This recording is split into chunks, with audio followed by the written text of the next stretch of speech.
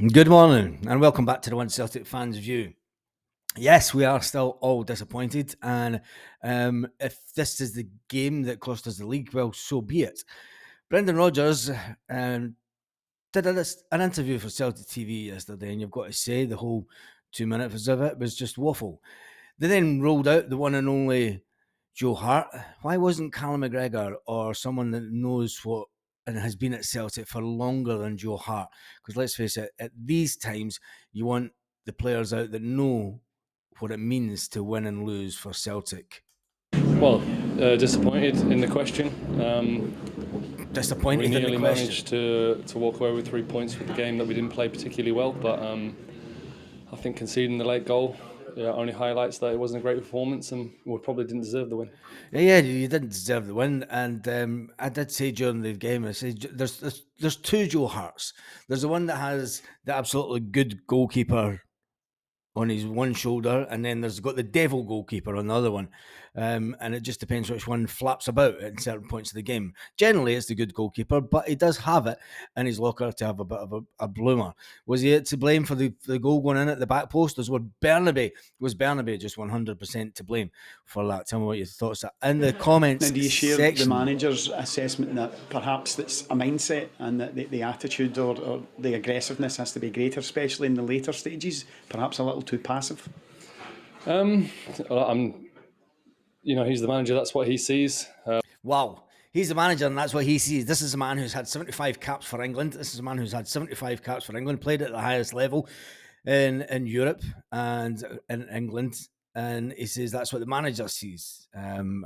Unbelievable. Felt it. We were kind of hoping to get over the line rather. Hoping to get over the line. I've never known. Could you imagine being at the likes of Barcelona? Could you imagine it being at the likes of Real Madrid and then just hoping to get over the line? I mean, you can't put them in comparisons, obviously, but at Celtic, I've never known a team to hope to get over the line.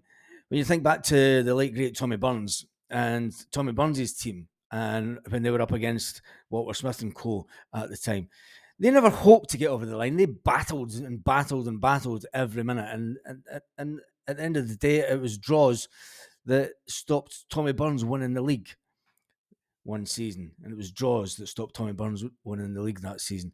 Will it be the same this season? Will it be draws that have cost us the league this season? Just trying to put a bit of comparison into it. But it is the fact that this team does not battle enough to the end of the match, in my opinion. And it is called the One Celtic Fans View. So give me your opinion in the comments section.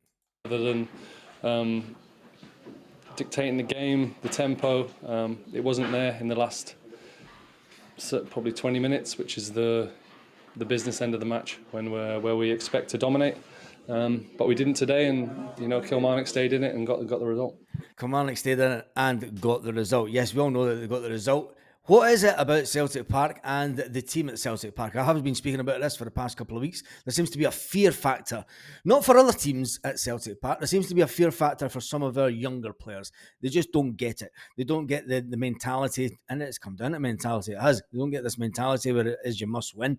And I've seen a lot of comments in the videos from yesterday saying it is an entitlement from Celtic fans to think, well, no, it's just good football and just proving that you're the best that you can be. Is that an entitlement that Celtic fans have got over the last many years, considering the fact that we've been pretty much the dominant force in Scottish football? And you can't stay the dominant force forever. I mean, just look at Manchester United.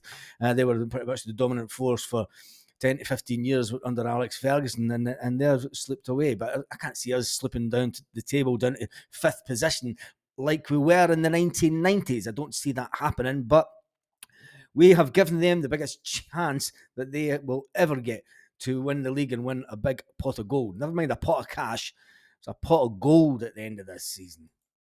You're vastly experienced, Joe. You've been over the course before. To improve that mentality, what do you do during the week and in the weeks that are ahead as we run into the end of the season? You talk about it, you highlight it, you ask people questions, some difficult questions,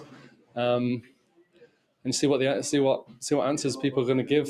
Who's willing to be there in the big moments? Who wants it? And that's for all of us to look at ourselves in the mirror. And there's a long way to go. There's plenty we can still achieve this season. And with hard work and dedication, and every single one of us pulling in the same direction, we still believe we can do it. Pulling in the same direction. That's an interesting comment by Joe Hart. That alludes to the fact that are we all pulling in the same direction? And I've got to say, Louis Palmer needs to stay the fuck off of fucking Instagram and stop being a pretty boy on Instagram. Stop trying to be so selfish on the pitch and just pass the ball at the right moment. And that's why he was hooked at half time. I'm all for players that want to better themselves, and he's got this delusion of grandeur that he's going to walk from Celtic into the La Liga. And it's not a chance that a La Liga team will come and get him on the performances that he's had so far. I mean, he does think he's good enough to go to the La Liga. He does, because he's from Honduras, he'll be able to walk straight into Spain without having any worries with visas, etc., because there's a lot of Hondurans already here, and it's just one of those things. He's a player that frustrates the living daylights out of me. Anyway, let's listen to the short but sweet interview that Brendan Rodgers gave to Celtic Television on YouTube. We're very disappointing, both. Fuck's sake, he sounds like a Rangers player. In performance and result.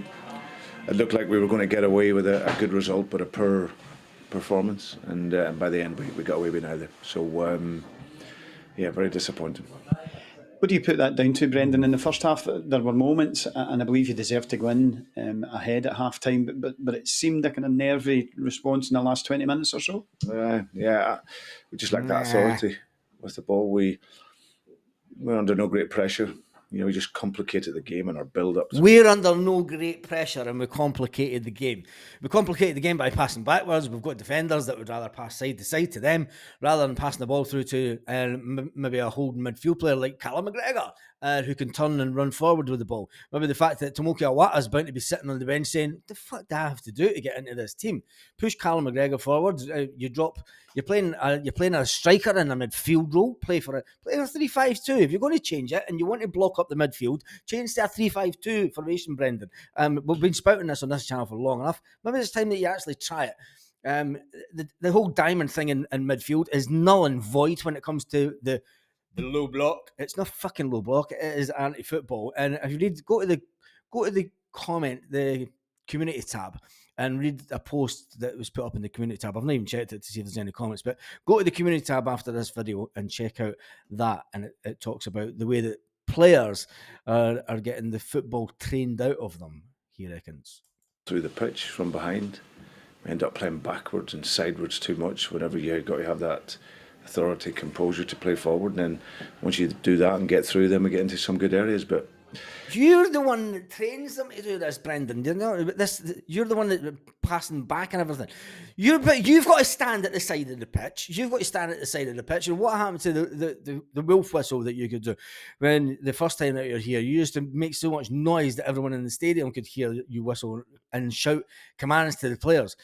Just seems that you're not doing that this time. Is it the fact that you're not putting in your all this time round? Do you feel that you don't have the players to be as good as what you want them to play? There has to be. Is there a disconnection between yourself and the way that you want to play football and the players' capacity to do their job to the way you want? Yeah, I don't know. There's something going wrong. There's something not right at Celtic Park. Let's face it, Celtic fans. We end up playing backwards and sideways way too much. Hey, we end up playing backwards and sideways way too much. We've been talking about that all season, and we call it Brendan Ball. Do you give any allowance there for players coming back, or perhaps younger players not being in this situation before and perhaps not being calm enough or controlled enough? Right, so we're getting to the fucking elephant in the room, the age of the squad. Brendan Rodgers said at the last transfer window that Celtic could have been a bit more brave in the transfer window. To me, that says Lawwell's back. We are not spending the cash. You've now got people saying, oh, Celtic don't really have that cash. Well, we'll soon see in a couple of weeks when the half-term results come out and then they tell us how much money is in the bank and how fantastic a season it's been off the park. There is always that, but we understand the game model and how we play and how we want to play and how we want to get through the pitch as quickly as we can, but we just didn't progress the game quick enough. And like I said, we ended up being way too safe. And okay, even though we're winning the game and there's a little bit of anxiety in the stadium, you still have to deal with it. And I don't think we play far too safe.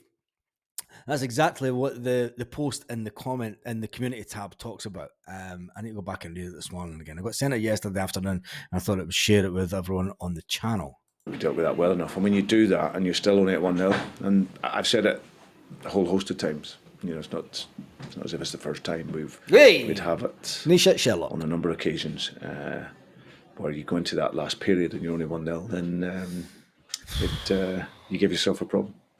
Now, you've had to battle in recent weeks to get results. You haven't got the result you wanted today. What do you say and do during the week to lift the morale and pull them back together again for the next outing? Well, I've said it before in the build-up to the game. We're arriving into the stage of the season where it's all about the mind game now, and that's mind. It's not about mind games. It's not about mind games. It's about doing the stuff on the pitch. It's as simple as that. It's about doing the things on the pitch correctly. And mindset cannot play its part during the week, and you can get teams motivated. You can get players motivated.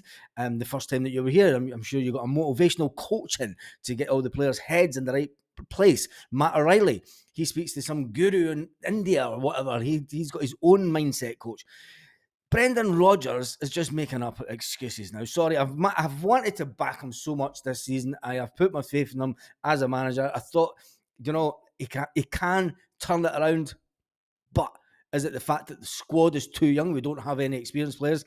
Is there something going on in the background where Brendan Rodgers, where he alluded to it during the transfer window, after the transfer window closed, when he said, I thought we could have maybe been a little more brave in the transfer window.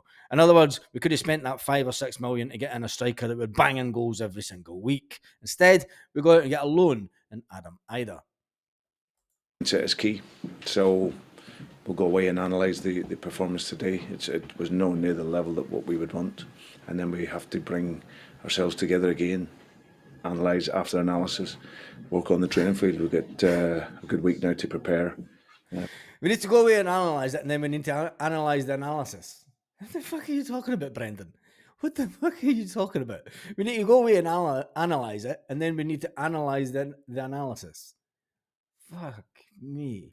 Anyway, don't you just think, right? We got rid, back in the 1990s, we got rid of family dynasties and the Kellys and Whites. And then when you look at the people that are employed at Celtic just now, you've obviously got our one and only owner, Dermot Desmond, who is the highest stakeholder at Celtic. We would then have 2 Scottish men that own over £17 million worth of Celtic shares between the 2 of them, and they have nothing to do with Celtic on an ongoing basis. They're not on the board of directors. They don't have any say whatsoever, but they collectively own the second and third biggest amount of shares at Celtic. When you look at the backroom staff, you've got Strachan, young Gordon Strachan's son, who was given his first job at Celtic in football through his dad. He then went away and became a golf coach or something. If you've seen his CV, it's ridiculous. And then he comes back to Celtic, some analytics guy. And then you've got the Lawwells. You've got the Lawwells and co. And you've got to remember, Gordon was actually some kind of advisor for Celtic over the past couple of years. And then you've got the Lawwells. And it's understood there is rumours going around that allegedly Lawwell Jr. had a run-in with fans yesterday. I'm trying to get some information about it, but the Daily Record printed a story late yesterday afternoon and then pulled the story. Was that I wonder what happened there. But Lawwell Jr. Is allegedly leaving the club at the end of this season. And let's face it, the players that he brought in the summer were absolutely wash. There's only one player that's really stuck out, and it's maybe I would go on to say Palmer, but even he's been proven to be a fucking enigma sometimes. And then where do we go? Where do we go from here, Celtic fans? You're never going to get rid of the board. People can shout and sing, sack the board, and Lawwell get to fuck after a game. They could sing that all they want. It's not going to change anything because they voted in on a yearly basis at an AGM that you can go to if you have shares in Celtic. The Celtic Trust are trying to buy up a certain amount of shares so that they can have a say, a bigger say at what goes on at the club. But is a fan-run entity the way to go at Celtic? Is that really the way that they want to go? I think that would be a step backward. Look at the trouble that Barcelona's in financially, and they're pretty much a fan-run entity when it comes to it. They don't have one specific owner. Anyway, we digress. Brendan Rodgers is making a mess of it. They're getting the chance. They're going to walk. I mean, there's still a lot of football to play. There is. We could go down that old chestnut and say, like what Joe Hart said, we need to be focused. But come on. Is it an entitlement by Celtic fans to think that we should win absolutely everything? And I don't think we should. We think we should win everything. We do our. We set out at the beginning of the season to hope to continue our good form and run. And when you look at it, the money that we had in the bank allegedly. Well, it wasn't allegedly. We had 72 million in the bank. When you look at the money that was in the bank, we could have went out and bought some decent players. Instead, the club, at its best, decides that we'll go out last summer and we'll bring in as many prospects as we can get our hands on, and then we don't back Brendan Rodgers to the hilt. The last transfer window. I did say that we would hold on until after the transfer window. We did that, and I didn't think it was a particularly good transfer window. It was when you think about some of the players getting £2 million for David Turnbull. Fantastic piece of business, and considering we only paid £3 million for him, and he was a bit part player. That my grand going to Asda would probably get there quicker than him getting into the penalty box. Where does Celtic really go for here? So Sunday. I think we'll do a live at 6 o'clock tonight, Celtic Park time, just to talk about the highlights of the weekend and have your say live on the One Celtic Fans View. On that note, I'm going back out to lie in the sun and have a barbecue today. Have a fantastic day, Celtic fans all around the world.